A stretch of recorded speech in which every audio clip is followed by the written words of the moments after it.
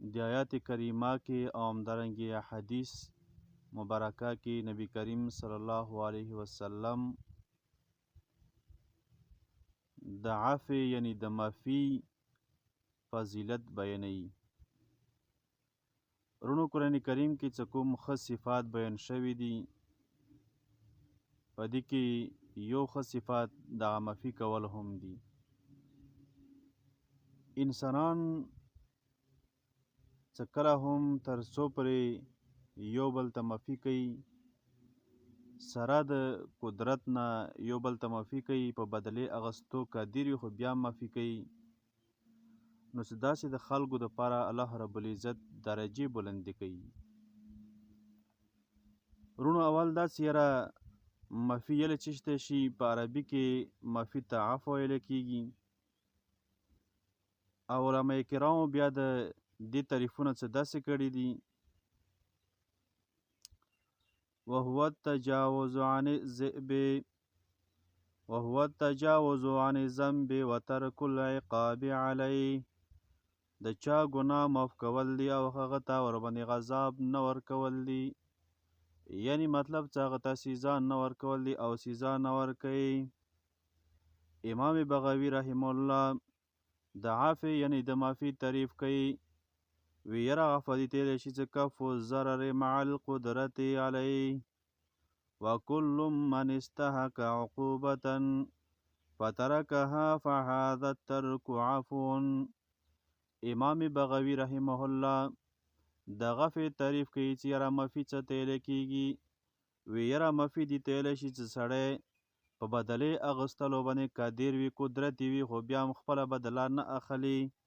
سره د دې نه چې یره دغه کوم کس چې دا د سزا هم مستحق وي خو دی پرېږدوي او سزا ورنه کړي، نو دې ته ویلی شي معافي کول، دې ته عفو ویلی شي، نو دې ته معافي ویلی شي. الله تعالی هم بیا دغه عفو کوونکی دی او معافي کوونکی دی. لکه الله تعالی قرآن کریم کې فرمایي، ګوره دغه عفو څه دی، معافي څه دی، دا د الله رب العزت صفاتونه فعلي صفاتونه دي. لکه الله تعالی نومونه څه دي، نامې څه دي، هغو کې یوه نامه عفو هم دی، عفوون دی، مطلب چې الله تعالی معافي کوونکی دی. لکه انسانان ډېر ګناهونه کوي خو الله رب العزت معافي ورته کوي، سزا ورته نه ورکوي دستي، او دوی ته مهلت او ټیم ورکوي، او دوی دپاره چې دا انسانان ګناه کړي دي، د ګناه باندې دوی ښیمانه شي او دوی باندې نیک عمل وکړي. او دارنګه قرآن کریم کې الله تعالی فرمایي: وما اصابکم من مصیبت فبما کسبت ایدیکم ویعفو عن کثیر. او تاسو چې څه مصیبت تاسو ته ورسیږي، څه تکلیف درته ورسیږي، نو دا به د تاسو عملونو د وجې نه وي. او الله تعالی چې دی د ډېرو ګناهونو له معافي کوي، درګذر کوي تاسو ته. وګوره که چېرته الله رب العزت انسانان په ګناه باندې سمدستي نیولی، نو بیا به دارنګې به دوی ته ډېرې سزاګانې او مصیبتونه به ورته ورکولی. خو ګوره الله رب العزت چې کله انسانان ګناهونه کوي خو هغه ټیم سمدستي ورته سزا نه ورکوي، او دې ته یو مهلت او یو ټیم ورکړی وي. که څوک دنیا کې زیات هم سرکشي کوي، نو سرکشي دې کوي، خو الله رب العزت په دغه ټول یوې ذرې د وخت له هر څه حساب کتاب بیا ورسره کوي. او بل دا الله رب العزت د معافي حکم کوي. وګوره قرآن کریم کې الله تعالی فرمایي: خذ العفو وأمر بالعرف واعرض عن الجاهلین. ته معافي کوه، د نیکو کارونو حکم کوه او د جاهلانو نه مخ اړوه. یعنی وګوره الله رب العزت د معافي حکم کوي. وی کسه تاسو خلکو ته خصوصا نبی کریم صلی الله علیه وسلم ته فرمایي، خو تنبیه او همدارنګې تعلیم امت ته دی. وی ګوره تاسو څه یو، نو خذ العفو وامر بالعرف، تاسو معافي وکړو د خلکو نه او د نیک حکم کوو، د نیکو کارونو د نیکو عملونو حکم کوه. واعرض عن الجاهلین، او همدارنګې د کوم خلک څه نه پوهې دي، جاهله خلک دي، د دوی نه مخ واړوه. بل وګوره قرآن کریم کې همدارنګې په حدیثو مبارکو کې د مفي کولو ډېر زیات فضایل راغلي دي. لکه قرآن کریم کې راځي چې ګوره دغه مفي کول دا د متقیانو صفت دی. په سورې آل عمران کې الله رب العزت د جنتیانو د متقیانو صفت ذکر کوي. وی ګوره دا جنت چې دی دغه د متقیانو دپاره تیار کړی شوی دی. او بیا دغه متقیان چې دي دوی دپاره څو صفتونه ذکر کوي. نو په هغه کې یو صفت دا هم دی چې والعافین عن الناس، دوی خلکو ته معافي کوي. یعنې خلکو کوتاهیانې کومې دي، د خلکو ګناهونه کومې دي، د خلکو کومې غلطي چې دي هغه غلطي ورته معاف کوي. دغه خلک چې د خلکو غلطي معاف کوي او دا متقیان خلک دي. او دا خبره هم بیا دې سره لازمه تړلې خبره دی چې کوم خلک متقیان وي نو هغه بیا په جنت کې به وي. بل دا وګوره معافي چې دغه د تقوا سبب دی چې کله څوک هم بل مسلمان ورور ته معافي کوي نو دغه کس چې کوم معافي کوونکی دی دغه به تقوا والا وي، د تقوا خاوند به وي. وګوره الله تعالی قرآن کریم کې فرمایي وان تعفوا اقرب للتقوا، او که تاسو معافي کوئ نو دغه معافي والا خبره څه دی دغه تقوا ته ډېره نږدې دی. نو دې نه معلومیږي وګوره چې دغه معافي چې دغه د متقیانو صفت دی متقیانو. او بل دا چې کوم سړی متقي جوړ شي او معافي ځکه کوي او هر یو سړی معافي کولی هم نشي، هر یو هغه سړی معافي کولی شي. ګناه د غلطي د مسلمان ورور له هر هغه کس منې کولی شي چې کوم کس په هغه کې همت وي. دا معافي هم د لوی همت والا کار دی. وګوره الله تعالی قرآن کریم کې څه فرمایي ولمن صبر وغفر ان ذلك لمن عزم الامور، چام چې صبر وکړو او معافي وکړه بېشکه دغه معافي کول دا د لوی کارونو د همت نه دی یا لوی د همت کار دی. نو کوم سړی چې همت دغه لوی وي او همتي کس وي نو هغه سړی به معافي کوي مسلمانانو وروڼو ته، بدله به نه اخلي سره د قدرت نه چې دې قدرت وي او د دې قدرت باوجود بیا هم د خلکو نه بیا هم بدله نه اخلي او معافي ورته کوي. وي دا خلک متقیان خلک دي. چې کوم سړی معافي کوي نو هغه معافي د وجې نه الله رب العزت د جنت ورکوي. وګوره الله تعالی فرمایي وليعفوا وليصفحوا الا تحبون ان يغفر الله لكم والله غفور رحیم.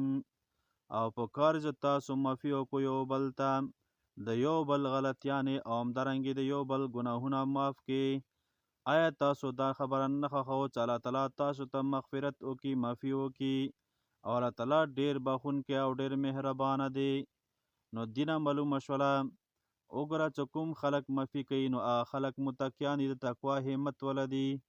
کوم خلک چې معافي کوي نو هغه معافي د دې د تقوا سبب دی. نو پوه شئ چې دغه سړی متقي دی او تقوادار دی. بل دا چې کوم سړی معافي کوي نو دغه معافي والا سړی د لوی همت والا وي، دا خبره هم دینه معلومه شوله. بل دا چې کوم سړی معافي کوي نو وګوره الله تعالی هغه ته مغفرت کوي، مغفرت ورته میلاویږي. بله خبره ده چې د آخرت کوم نعمتونه لري دغه د معافي کوونکي خلکو دپاره دي. کوم خلک چې معافي کوي نو دوی ته به د آخرت والا نعمتونه میلاویږي. الله تعالی به دوی ته د نعمت کوم آخرت کې نعمتونه دي هغه نعمتونه به بشماره به ورته ورکړي. لکه الله تعالی فرمایي واذا ما عذبوهم یغفرون، کله چې دوی غصه شي نو بیا دوی معافي کوي. او کوم خلک چې معافي کوي نو دا خلک چې دی الله تعالی بیا دوی دپاره په آخرت کې کوم نعمتونه دي هغه نعمتونه تیار کړي دي. بل دا ښه ټیک دی دنیا کې یو سړی معافي کوي نو دې لپاره بدله به څه وي؟ نو الله تعالی د دې بدله بیا داسې ورکوي. الله تعالی فرمایي وجزاء سیئة سیئة مثلها فمن عفا واصلح فاجره على الله انه لا يحب الظالمين. وګوره الله تعالی بدله ورکوي او خلکو ته چې کوم خلک د معافي کوونکي وي خلکو غلطیانې معاف کوي سره د دې نه چې د دې والا دې باندې قدرت هم وي او دغه کس مستحق هم د سزا وي چې سزا دې ته ورکړي او بدله ترې واخلي. خو بیا هم الله تعالی ذکر کوي چې وجزاء سیئة سیئة مثلها، او بدلی څه دی دغه څوک هم در سره بد هغه څه وکړي بدي وکړي ظلم وکړي نو د بدي بدله به بدلې سره وي هم هغه شان. او بیا که څوک معافي وکړي اصلاح وکړي نو الله تعالی دوی دپاره اجر څه دی دا یخ دی، او د دې کس ولا د کوم کس معافي کړي د دې الله بدله او د دې الله ثواب څه دی دا د الله تعالی په ذمې باندې ته به الله تعالی دغه ورکوي به. وګوره په معافي سره انسان عزت نور هم زیاتیږي. مسلم شریف حدیث د نبی کریم صلی الله علیه وسلم فرمایي ما نقصت صدقة من مال وما زاد الله عبدا بعفو الا عزا وما تواضع احد لله الا رفعه الله. چې کوم خلقم معافي کوي د خلکو ته او درګذر کوي نو داسې خلکو والا الله رب العزت عزت زیاتوي. یعنی وګوره یو دا څه صدقه څوک کوي نو صدقې سره مال نه کمیږي نور هم زیاتیږي برکت ورکې رسي او ثواب پرې ورکوي الله تعالی. بل دا څه معافي کوونکي سره انسان عزت زیاتیږي کوم دی دا عزت دا کمیږي نه او څوک څه عجزي کوي نو الله تعالی به دې دپاره په دنیا آخرت دواړو کې د دې درجې نورې هم اوچتوي او نورې هم زیاتوي. یو بل حدیث کې رسي نبی کریم صلی الله علیه وسلم 3 شیان ذکر کړي دي او قسم خوري چې ثلاثن والذي نفس محمد بيده، الله رب العزت په ذات باندې قسم خوري وی 3 شیان د چې دې سره انسان نه هیڅ هم نه کمیږي. یو دا که یو سړی صدقه کوي نو صدقې سره قسم نبی کریم صلی الله علیه وسلم خوري وی د دې مال نه کمیږي بلکې مال به زیاتیږي مال کې برکت رسي. دویم دا چې کوم بنده باندې ظلم وشي او سره د دینه چې دې د الله تعالی د رضا دپاره دا کس معاف کنه قیامت ورځې به الله تعالی د دې عزت نور هم زیات کی. او دریم دا خبره ذکر کوي چې کوم بنده خپل ځان باندې د سوال دروازه کولاو کی نو الله رب العزت په دا کس دی یعنی د خلکو نه سوالونه کوي نو الله تعالی به دې باندې د فقیري د غریبي دروازې به کولاو کی. نو دغه ټولو خبرونه آیتونو نه دا خبره معلومه شوله چې قرآن کریم کې د معافي ډېر زیات فضیلت او اهمیت بیان دی. او مو تاسو نن سبا دنیا کې سوچ وکړم چې معمولي ونې غلطي هم څوک وکړي نو هغه ته ښه بیا کلکه سزا ورکوم او سختي رټوم، بلکې سنت موافق طریقه دا چې څوک هم غلطي وشي چا سره ګناه وشي څه ظلم در سره وکړي نو معافي ورته کوه الله تعالی ورته درجې بلندوي او د دې بدله به نیکه بدله الله تعالی درکوي. الله تعالی موږ عمل کولو توفیق نصیب کړي.